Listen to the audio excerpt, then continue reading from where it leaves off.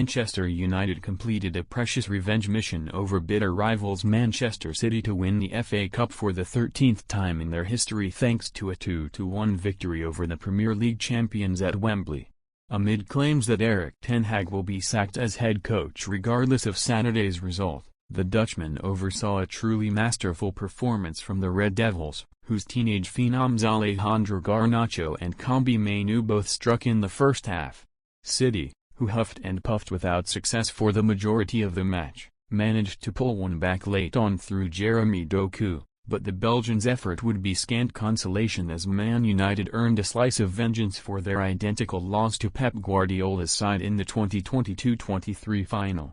John Stones also earned an increasingly rare start at the back for City, but it was another centre-half who breathed a huge sigh of relief in the first minute of the FA Cup final, as Lisandro Martinez escaped conceding a penalty after clattering into Erling Haaland. The early spot kick incident was foreboding of a fast-paced start from both teams, in which Man City enjoyed the lion's share of possession of course, but Man United restricted the central space effectively and comfortably dealt with a few deliveries into the box. However, it was one long ball over the top which saw the holders come undone on the half-hour mark, as Stefan Ortega came out to intercept Diogo Dalot's lofted pass, which Josko Gvardiol already has eyes on. In the miscommunication chaos, Gvardiol headed the ball over his onrushing goalkeeper, giving the grateful Garnacho, who has been played onside by Stones, an empty net to tap into. With their fans in unexpected ecstasy, Man United had the ball in the back of the net again in minute 38,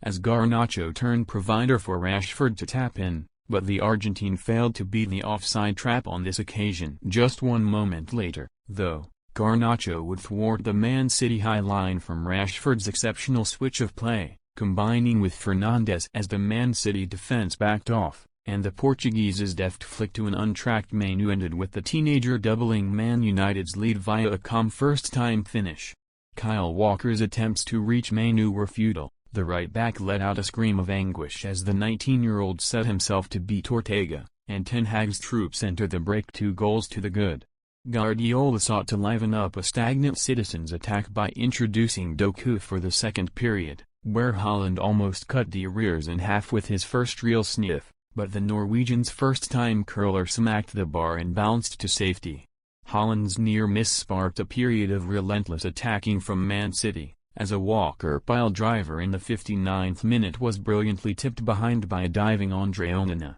2 moments before Julian Alvarez, on for Kevin De Bruyne, fired one over the top. Guardiola's brazen call to demote De Bruyne for Alvarez was not paying off. The Argentine then poked a glorious chance wide in the 64th minute after being slipped through by Phil Foden, and frustrations boiled over not long after. A few City penalty appeals had already been waved away before Mainoo seemingly wrestled Haaland to the ground in the 75th minute, which was deemed fair by Andy Madley and those in the VAR room, 2 moments before Onana was equal to another long-range Walker attempt bound for the far corner. For all of Onana's previous successful feats in the United goal, though, he had to shoulder a portion of the blame for a belated City response in the 87th minute, as Doku cut inside and let fly from the edge of the box with a relatively tame attempt, which Onana could only push into the bottom corner of the net. The 2022-23 winners were given 7 minutes of injury time to try to force another 30,